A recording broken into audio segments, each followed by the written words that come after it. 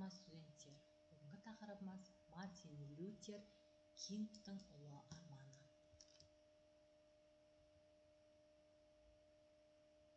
Мартин Лютер Кинг ақш-тағы билеуші реакционистік топтар жүргізіп отырған нәсілдік кемсітушілік пен сегрегация саясатына қарсы қозғалыстың көшбасшысы. ақш-та қара нәсілді халықтың азаматтық құқықтары үшін күрес жетекшілерінің бірі бейбіт әрекет ету үлгісін ұйымдастырушы болды. Кинг 1929 жылы 15 қаңтарда Атланта афроамерикалық отбасында дүниеге келді. Оның әкесі баптистік шіркеу пастыры болды. Орта мектепте оқып жүргенде ол шешендік қабілетімен көзге түсіп, пікір талас тобына қатыса бастайды. 11 сыныпта оқып жүрген Кинг Дублиндегі шешендік өнер жарысынан бірінші жүлдені жеңіп алады. 15 жасында Кинг Морхаус колледжіне оқуға түседі. Колледждегі оқуын бітіруге бір жыл қалғанда Кинг шіркеу қызметшісі болғысы келеді. Ол шіркеу азаматқа қызмет етуге деген ішкі арманын қанағаттандыруға мүмкіндік береді деп ойлайды. Кинг идеялар мен әлеуметтік қарсыластықтың қастерлі қозғаушы күші болатын пайдалы уағыздаушысы боламын деген ойда болады. 1948 жылы 19 жасар Кинг өнер және әлеуметтік бакалавр дәрежесін алып, Морхаус колледжін бітірді. Бұдан соң ол Крозер Честердің рухани семинариясына оқуға түседі. Оқуы үздік бітіріп, тәртібі жақсы болғандықтан оны студенттік кеңестің басшысы етіп сайлайды. 1951 жылы Кинг Құдай сөзі бакалавры дәрежесі бойынша семинарияны аяқтайды. 1954 жылы ол оңтүстікке Монтгомери қаласында қоныс аударады. 25 жасында баптистік шіркеудің пасторы атанады. Кинг оқуын одан әрі жалғастыруды қалап, Бостон университетіне жүйелі теология бойынша докторантураға түседі. 1955 жылы философия дәрежесі бойынша диссертация қорғайды. Кинг докторантурада оқып жүріп, баптистік шіркеуде дін қызметшісінің көмекшісі болады.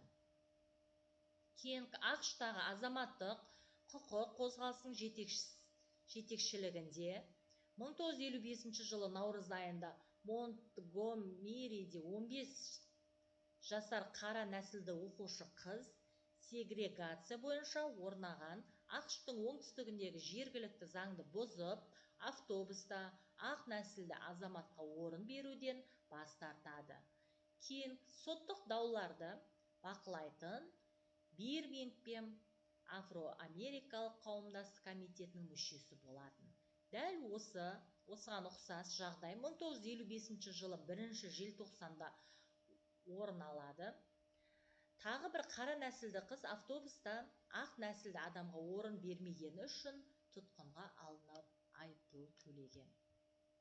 1959 жылы Кинг «Адам ауқымы» атты кітабын жарыққа шығарады. Оған «Адам деген не» және «Толыққанды өмір өлшемдері» атты уағыздары енді. Оның уағыздарының адамның Құдай сүйіспеншілігіне мұқтаждығы туралы айтылады. Батыс өркениетіндегі нәсілдік әділетсіздік көріністері сынға алынады. Әлемдік қауымдастықтың Кингтің қайраткерлігін жоғары бағалайды.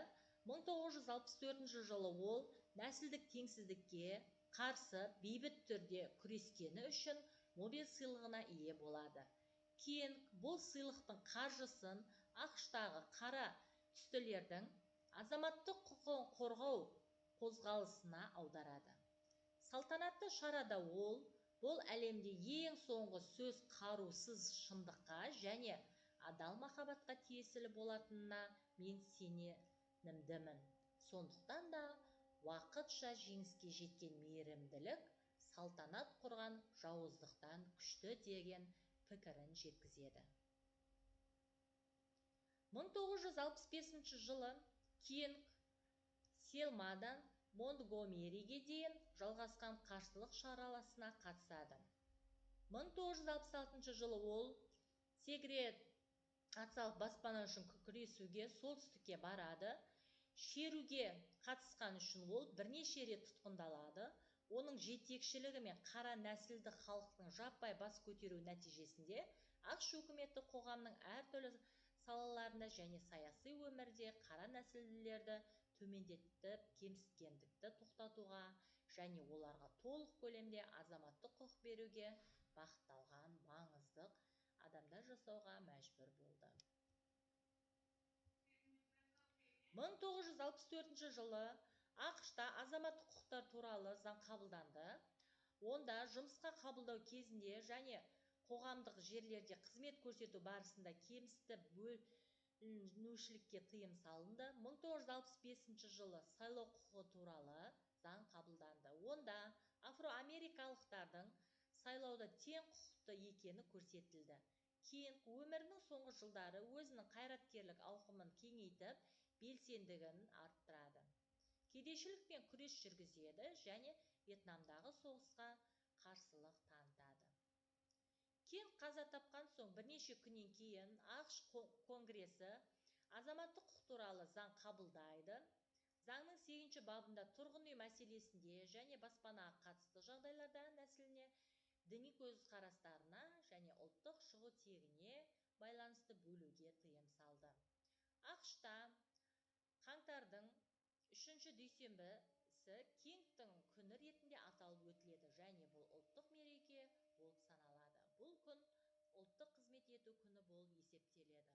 Оның адамдардың өмірін